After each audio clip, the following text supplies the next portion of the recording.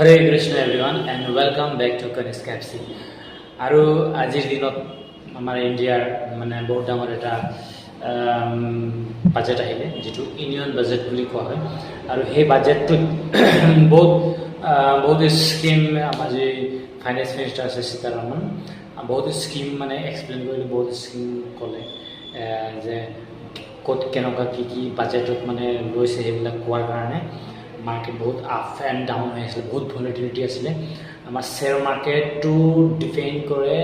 সেন্টিমেন্টত maximum time depend কৰে সেন্টিমেন্টত data তাৰ পাছতে এইবিলাক চাৰ্ট আহে বা কেণ্ডেলষ্টিক আহে এতিয়া ম্যাক্সিমাম ট্ৰেডাৰ্ছবিলাকে কি ভুল কৰে চাৰ্ট চাই কেণ্ডেলষ্টিক চাই আৰু ট্ৰেড লয় যিবিলাকে অলপ এক্সপাৰ্ট হয় অলপ মানে লং টাৰ্মৰ কাৰণে বহুত দিনৰ পৰা ট্ৰেড কৰি আছে তেওঁলোক মানে চাৰ্ট চাইও মানে ভাল এটা ইনকাম কৰিব পাৰে মানে তথাপিও বহুতে আজি ট্ৰেপ হৈছে আৰু মোক ফোন কৰিছে বহুতে যে কি হ'ল এতিয়া আমি ৰখি দিম নে ওলাই যাম এনেকৈ কৈছে মানে বহুতে ৱেইট কৰিম নে হোল্ড কৰি থ'ম নে ওলাই যাম এনেকুৱাকৈ কৈছে বহুতে তো এতিয়া শ্বেয়াৰ মাৰ্কেট যেনেকুৱা এটা ডেইলি বজাৰ পায় আর যদি আপনি যদি ভুলত যদি বেয়া বস্তু এটা যদি পারচেজ কৰি লৈছে ন তো তেতিয়া কি হ'ব হেতু আৰু তাত ৰখি লাভ নাই হেতু আৰু মানে কি গেলিব ধৰিবই তো যদি ভাল স্ট্ৰাইক প্ৰাইস পাৰচেজ কৰা নাই তেতিয়াহ'লে মানে কি এক্সপায়াৰি লৈকে লছ হ'বলৈ বহুত চান্স থাকিব তো মই আজি ভিডিঅ'টোতে আজি বাজেটৰ দিন হয় আৰু ইউনিয়ন বাজেট দিছে আৰু ইয়াতে মানে মেইন ইম্পৰ্টেণ্ট এটা মানে কি টেক্স লেবৰ ওপৰতো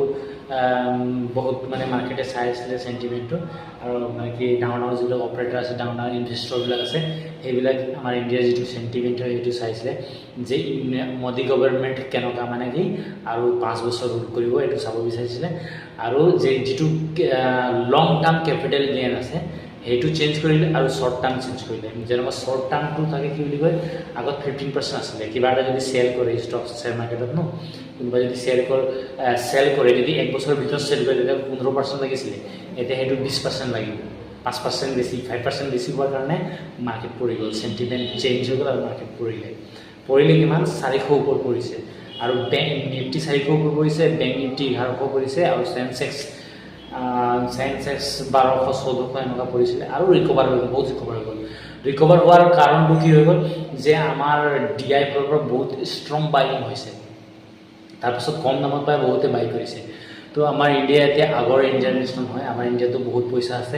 পাৰ ডে কোটি টকাৰ মিউচুৱেল ফাণ্ড বা স্মল কেছ এনেকুৱা বাই হৈ থাকে পাৰ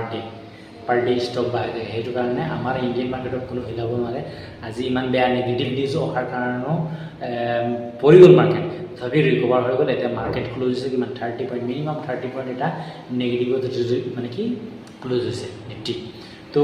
মাৰ্কেট সেন্টিমেন্ট এটা চাবলৈ হ'লে যিটো নৰ্মেল ডেট যেতিয়া মানে ট্ৰেডিং হয় মই নৰ্মেল ডেট কথা ক'ম এতিয়া যিবিলাক ডেট মানে কোনো ইভেণ্ট নাথাকে কোনো মানে কি ৰিজাল্ট নাথাকে সেইবিলাক ডেট যদি আপুনি ট্ৰেডিং কৰিব বিচাৰে না এতিয়া ট্ৰেডিং কৰিব হ'লে মানুহে কি ষ্টকত ট্ৰেডিং কৰিছিলে আগত কমোডিটি ট্ৰেডিং কৰিছিলে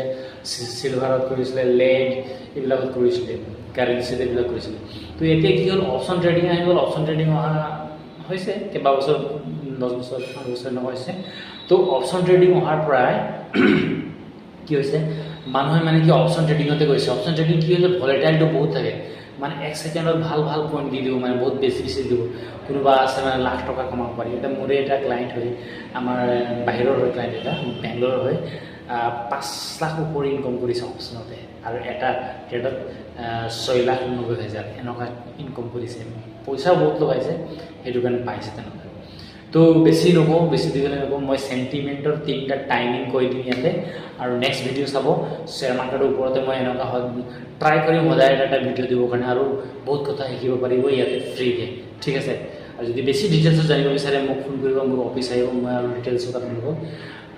কি বুলি কয় আমি কোচিঙো দি আছোঁ তাতো কিবা এটা ফিজ ল'ম ফিজ আৰু ডিটেইলছত মানে কি অলপ জনাবলৈ ট্ৰাই কৰিম ইনফৰমেশ্যন দিবলৈ ট্ৰাই কৰিম তো মোৰ নাম্বাৰটো হৈ গ'ল 7002350580 ফোন কৰিব বা হোৱাটছআপ কৰিলেও মই কল বেক কৰিম ঠিক আছে থেংক ইউ হৰে কৃষ্ণ